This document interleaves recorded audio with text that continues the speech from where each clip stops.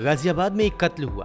प्रेमिका पर ही अपने प्रेमी के कत्ल का इल्जाम लगा और साथ ही वो प्रेमिका तब धरी गई जब वो सूटकेस में अपने प्रेमी की लाश को ठिकाने लगाने के लिए जा रही थी। जिस शख्स का कत्ल किया गया है उसका नाम था फिरोज और इस जघन्य हत्याकांड को अंजाम देने का आरोप लगा है प्रीति उर्फ नोनीता पर, जो कि निवासी है सहारनपुर उत्तर प्रदेश की। क्या सच है क्या झूठ, क्यों हुआ ये सब कुछ, इसकी तफ्तीश अभी जारी है। लेकिन इस बीच हत्याकांड में शामिल प्रीति को लेकर कुछ खुलासे हुए हैं। दरअसल साल 2014 में प्रीति ने शादी की थी और ये शादी घर से भागकर रचाई गई थी। लेकिन ये शादी सिर्फ 1.5 साल चली और उसके बाद पति पत्नी अलग हो गए। उसके बाद साल 2016 में प्रीति ने दूसरी शादी रचाई। नंदनगरी के एक निवासी से उसने दूसरी शादी की और करीब 1 साल में ही दूसरी शादी भी टूट गई।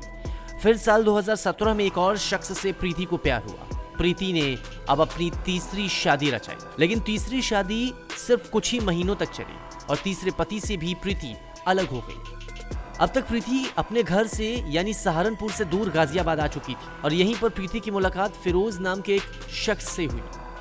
प्रीति और फिरोज के बीच प्यार हुआ था। दोनों लिव इन रिलेशन में रहने लगे। करीब 3 साल तक दोनों के बीच अफेयर चला और दोनों के बीच शादी को लेकर झगड़े भी शुरू हो गए। फिरोज शादी के लिए तैयार नहीं था, लेकिन प्रीति बार बार शादी के लिए दबाव बना रही थी। फिरोज के इनकार करने पर प्रीति बुरी तरह से भड़क गई और गुस्से में आकर प्रीति ने फिरोज का कत्ल किया। गला रेत कर उसे मौत के घाट उतार दिया गया।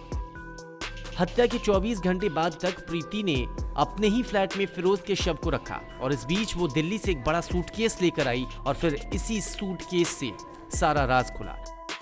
दरअसल शव को सूटकेस में रखकर ठिकाने लगाने का प्लान प्रीति ने बनाया था और वो गाजियाबाद रेलवे स्टेशन की तरफ जाने की तैयारी में थी। तड़के ऑटो के इंतजार में प्रीति सड़क किनारे खड़ी थी और इसी दौरान गश्त कर रही पुलिस ने प्रीति को अकेला देखा तो पूछताछ शुरू की और प्रीति की घबराहट की वजह से पूरा का पूरा केस खुल गया।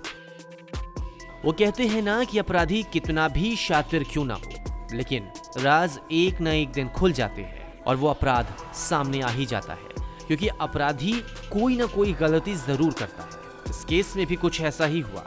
प्रीति बुरी तरीके से घबरा गई थी और इसी घबराहट ने प्रीति के सारे राज खोल दिए। Times now Navbharat digital originals की रिपोर्ट।